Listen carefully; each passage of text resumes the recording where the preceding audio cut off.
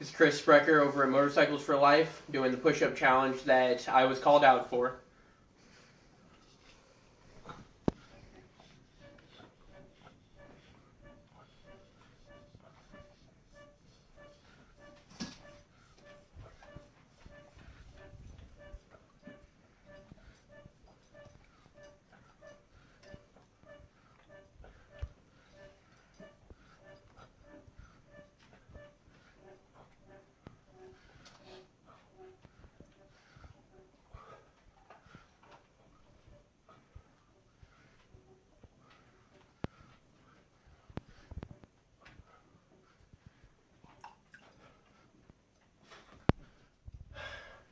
That was 50 for 22 kills.